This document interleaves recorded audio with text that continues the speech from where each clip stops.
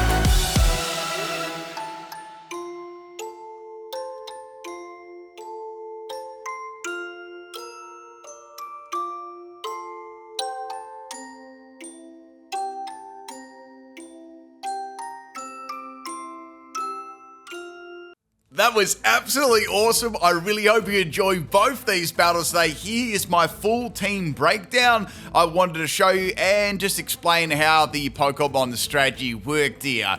Now, I had that first battle, obviously I got shut down there, but the second one I was actually able to use virtually all of my strategies nearly.